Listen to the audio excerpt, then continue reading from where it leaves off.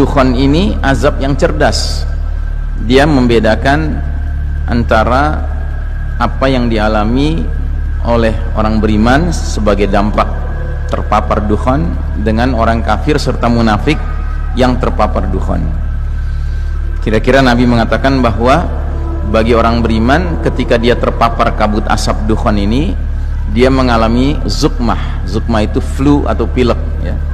Tetapi orang-orang kafir dan orang munafik, badan mereka membengkak sampai keluar cairan-cairan dari lubang telinga, lubang tubuh lain-lainnya, lubang telinga, lubang mulut, lubang hidung, lubang duburnya ya. Jadi azab itu bagi kaum munafikun dan kaum kafirun.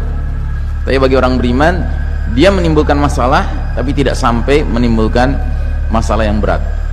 Kita bersangka baik kepada Allah Ta'ala bahwa justru ketika dukhon datang dengan segala ikutannya, itu merupakan tanda awal bahwa Allah Ta'ala akan mendatangkan nasrun min indillah, pertolongan dari Allah Ta'ala.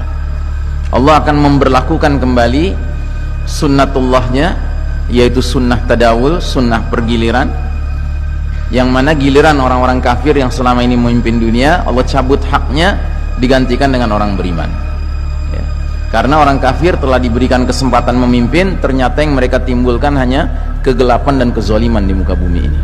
Ad-Dukhan dikatakan oleh Allah dalam surat Ad-Dukhan di ayat ke-11-nya, yaghshan nas, meliputi semua manusia, wa hadza adzabun alim, ini azab yang pedih ya. Tapi alhamdulillah dalam hadis kata Nabi, azab ini cerdas. Ad-Dukhan membuat orang beriman seperti kena flu, sedangkan ad-dukhan membuat orang kafir membengkak tubuhnya sampai keluar cairan dari kedua telinganya. Kata Ali bin Abi Thalib, lalu asap itu akan menghembus orang kafir sampai binasa. Kalau kata anaknya Umar bin Khattab, asap itu akan masuk ke telinga orang kafir dan munafik sampai kepala mereka dirasakan seperti kepala hewan yang terpanggang. Jadi yang jelas tersiksa adalah kaum kafir dan kaum munafikun. Jadi babak mulkan Jabrian ini, di mana sistem Dajjal menggurita secara mendunia, telah melahirkan peradaban manusia yang mempertontonkan kesombongan, kemungkaran, kemaksiatan, kezaliman, kesyirikan, kemunafikan, kekufuran yang luar biasa terhadap Allah Rabbul Alamin. Ketika Allah menilai bahwa peradaban ini sudah melampaui batas tokoh, maka Allah pasti mendatangkan azab yang berskala dunia.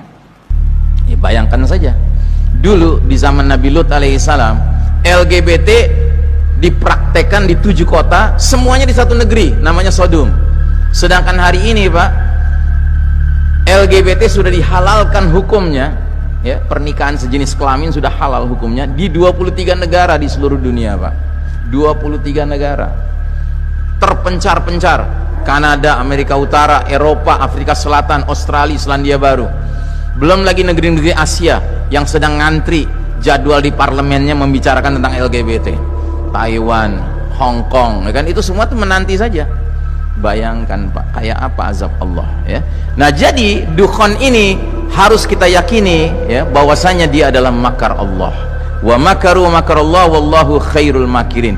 Orang-orang kafir membuat tipu daya sistem Dajjal ini, tetapi Allah akan balas tipu daya mereka dengan mendatangkan dukhon dengan segala perangkat-perangkatnya. Jadi badai fitnah dukhon dan fenomena alam lainnya ternyata justru membawa kepada kondisi yang mengisyaratkan bahwa Allah Ta'ala akan segera menggilir kembali kepemimpinan dunia kepada kaum beriman sesudah kaum kafir berjaya namun memanfaatkannya untuk menebar kegelapan dan kezaliman. Jadi ayat ini akan berlaku lagi, cuman arah panahnya bukan ke bawah.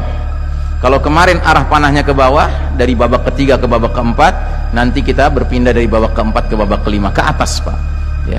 Dan saya termasuk orang yang bersangka baik melihat kelakuan umat manusia yang makin hari makin layak diazab. Kelihatannya datangnya dukhon nggak lama lagi Pak gitu. Cuma jangan karena alasan itu kita malam-malam sholat tahajud berdoa, ya Allah segerakan datang dukhon, bukan begitu ya kan. Jangan kita mengharapkan fitnah, jangan. Tetapi yang pasti kalau itu terjadi, kita harus menjadi orang beriman yang cerdas ya, yang melihat apa yang ada di baliknya. Nah, jadi saudaraku rahimakumullah, hakikatnya perpindahan kita dari babak keempat di mana kita hidup sekarang menuju babak kelima penuh kejayaan nanti harus melewati masa transisi yang memang penuh ujian, penuh tantangan, penuh kesulitan. Ya, akan ada hantaman keras dari langit, akan ada azab dukhan, akan ada pembenaman bumi di timur, di barat, akan ada peperangan dipimpin Al-Mahdi, akan ada yang namanya kita menghadapi Dajjal, bahkan menghadapi Ya'juj wa Ma'juj. Dan ini semua kaedahnya adalah inna ma'al usri yusron, sesungguhnya bersama kesulitan ada kemudahan. Ada satu yang saya lupa sebut, akan terjadi shutdown of modern technology. Nah, ini penting saya garis bawahi. Karena apa? Karena sebagian besar kita sudah terlalu nyaman dengan teknologi canggih, padahal justru teknologi canggih inilah andalan utama sistem Dajjal ini. Kalau dia hancur Pak, teknologi canggih, dia tidak bisa berlaku di mana-mana sama sekali, dan itu menguntungkan bagi kita, kata Syekh Mubayyad. Kenapa? Karena tiba-tiba barat kafir yang tadinya merasa digdaya dengan teknologi canggih, dengan kita kaum muslimin menjadi setara. Tadinya mereka di atas kita, mereka bisa menzolimi kita dengan kecanggihan teknologi. Nanti kalau sudah nggak ada teknologi Pak, kita jadi setara.